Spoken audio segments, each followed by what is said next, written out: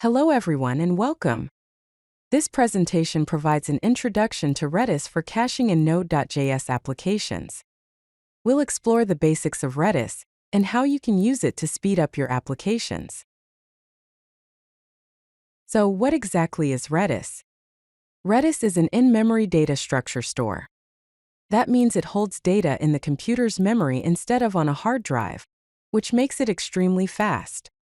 It can be used as a database, a cache, and a message broker.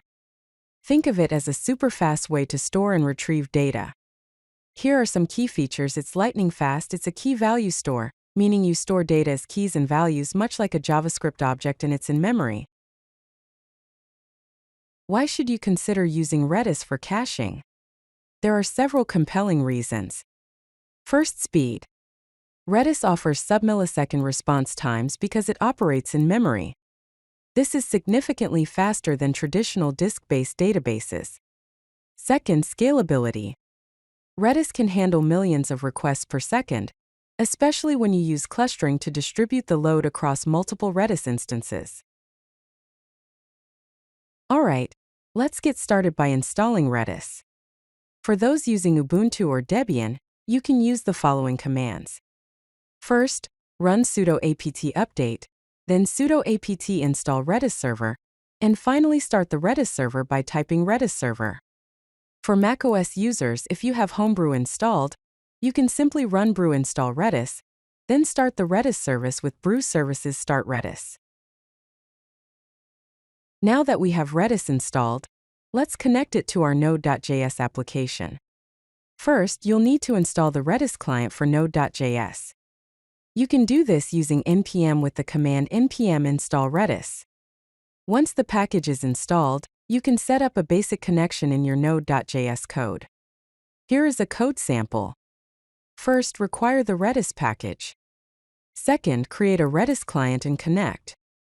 Then set up a listener that logs to the console once you are connected. Let's look at some basic Redis operations. The two fundamental commands you'll use are set and get. To store data in Redis, you use the set command.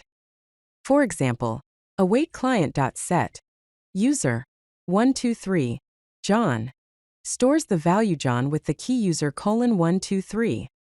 You can also set an expiration time using setX.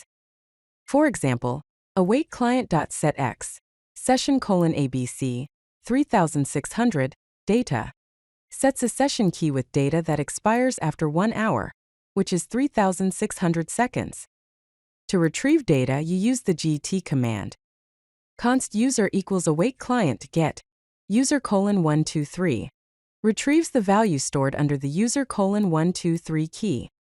The exists command checks if a key exists.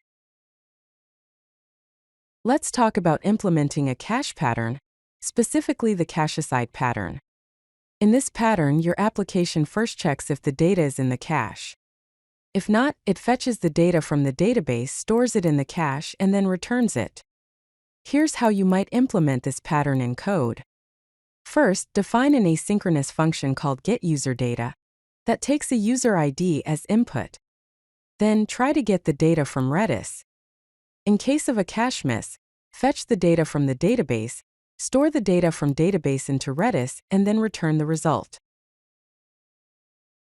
Finally, let's cover some best practices and next steps.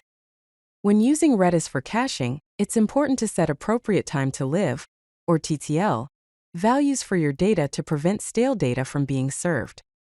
Also, always handle cache misses gracefully by fetching data from the source and updating the cache. Use consistent key naming conventions to make it easier to manage your cache.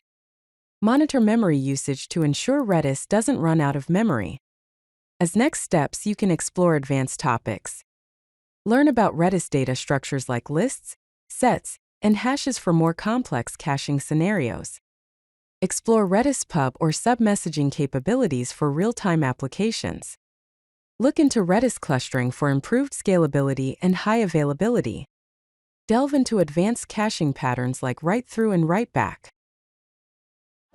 If you like this video, hit that like button and don't forget to subscribe. Visit CodeLucky.com for more such useful content.